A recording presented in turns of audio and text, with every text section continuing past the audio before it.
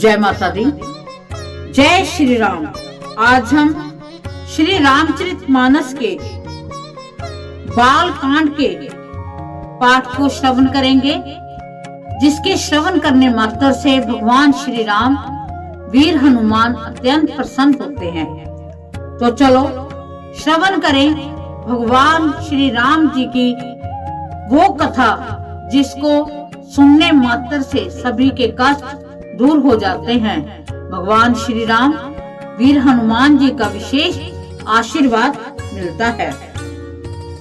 घोर निशाचर विकट भट्ट समर गने नहीं काहू, मारे सहत सहाय किमी खल मारीच सुबाहु। बड़े भयानक राक्षस जो विकट योद्धा थे और जो युद्ध में किसी को कुछ नहीं गिनते थे, उन दुष्ट मारीच और सुबाहु को सहायकों सहित तुमने कैसे मारा? हे तात, मैं बलैया लेती हूँ। मुनि की कृपा से ही ईश्वर ने तुम्हारी बहुत सी बलाओं को टाल दिया। दोनों भाइयों ने यज्ञ की रखवाली करके गुरु जी के प्रसाद से सब विद्याएं पाई। चरणों की धूली लगते ही मुनि पत्नी अहिल्या तर गई। विश्व भर में ये कीर्ति पूर्ण रीति से व्याप्त हो गई। कच्छप की पीठ वज्र और पर्वत से भी कठोर शिवजी के धनुष को राजाओं के समाज में तुमने तोड़ दिया। विश्व विजय के यश और जानकी को पाया और सब भाइयों को ब्याकर घर आए। तुम्हारे सभी कर्म अमानुषी हैं, जिन्हें केवल विश्वामित्र जी की कृपा से सुधारा है। हे तात, तुम्हारा चंद्र मुख देखकर आज हमारा जगत में जन्म लेना सफल हुआ। तुमको बिना देखे जो दिन बीते हैं, उनको ब्रह्मा गिनती में न लावे। विनय भरे उत्तम वचन कहकर श्री रामचंद्र जी ने सब माताओं को संतुष्ट किया। फिर शिवजी गुरु और ब्राह्मणों के चरणों का स्मरण कर नेत्रों को नींद के वश किया। नींद में भी उनका अत्यंत सलोना मुखड़ा ऐसा सो रहा था मानो संध्या के समय का लाल कमल सो रहा हो। स्त्रियां घर घर जागरण कर रही हैं और आपस में मंगलमयी गालियां दे रही हैं। रानियां कहती हैं कि हे सजनी, देखो रात्रि की कैसे शोभा है, जिससे अयोध्यापुरी विशेष शोभित हो रही है। सासुएं सुंदर बहुओं को लेकर सो गईं, मानो सर्पों ने अपने सिर की मणियों को हृदय में छुपा लिया है। प्रातः काल पवित्र ब्रह्म मुहूर्त में प्रभु जागे, मुर्गे सुंदर बोलने लगे। भाट और मागधों ने गुणों का गान किया तथा नगर के लोग द्वार पर जोहार करने को आए। ब्राह्मणों, देवताओं, गुरु, पिता और माताओं की वंदना करके आशीर्वाद पाकर सब भाई प्रसन्न हुए। माताओं ने आदर के साथ उनके मुख को देखा। फिर वे राजा के साथ दरवाजे के बाहर पधारे। स्वभाव से ही पवित्र चारों भाइयों ने सब शौच आदि से निवृत्त होकर पवित्र सरयू नदी में स्नान किया और संध्या वंदनादि करके वे पिता के पास आए। राजा ने देखते ही उन्हें हृदय से लगा लिया। तदंतर वे आज्ञा पाकर हर्षित होकर बैठ गए। श्री रामचंद्र जी के दर्शन कर और नेत्रों के लाभ की बस यही सीमा है, ऐसा अनुमान कर सारी सभा शीतल हो गई। फिर मुनि वशिष्ठ जी और विश्वामित्र जी आए। राजा ने उनको सुंदर आसनों पर बैठाया और पुत्रों समेत उनकी पूजा करके उनके चरणों लगे। दोनों गुरु श्री राम जी को देखकर प्रेम में मुग्ध हो गए। वशिष्ठ जी धर्म के इतिहास कह रहे हैं, राजा रनिवास सहित सुन रहे हैं, जो मुनियों के मन को अगम्य है। ऐसी विश्वामित्र जी की करनी को वशिष्ठ जी ने आनंदित होकर बहुत प्रकार से वर्णन किया। वामदेव जी बोले, यह सब बातें सत्य हैं। विश्वामित्र जी की सुंदर कीर्ति तीनों लोकों में छाई हुई है। यह सुनकर सब किसी को आनंद हुआ। श्री राम लक्ष्मण के हृदय में अधिक उत्साह हुआ। नित्य ही मंगल, आनंद और उत्सव होते हैं। इसी तरह आनंद में दिन बीतते जाते हैं। अयोध्या आनंद से भरकर उमड़ पड़ी। आनंद की अधिकता अधिक अधिक बढ़ती ही जा रही है।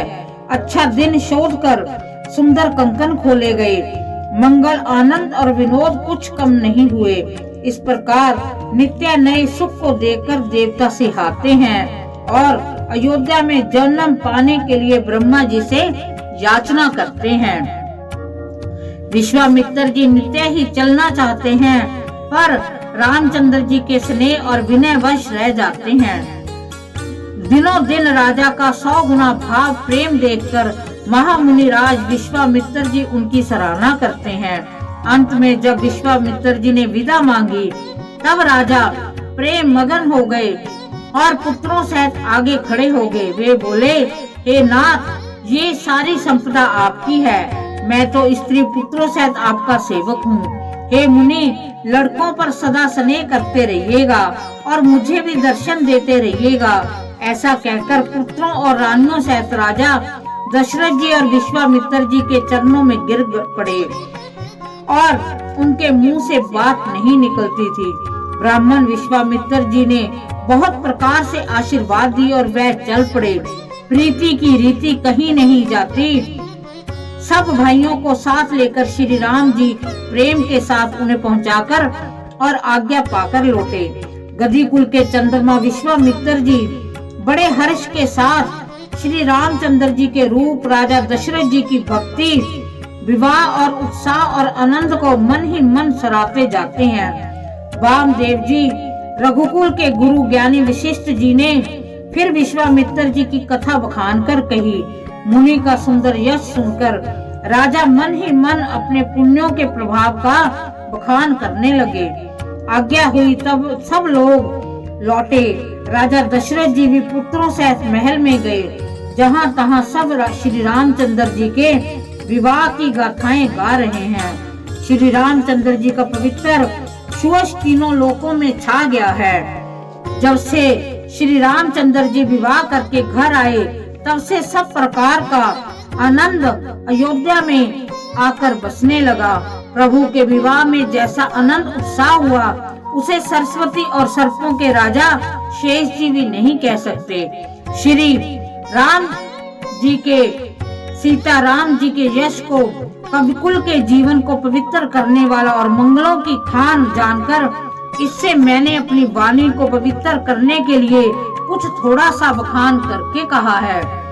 अपनी वाणी को पवित्र करने के लिए तुलसी ने राम का यश कहा है, नहीं तो श्री रघुनाथ जी का चरित्र अपार सुंदर है। किस कवि ने उसका पार पाया है।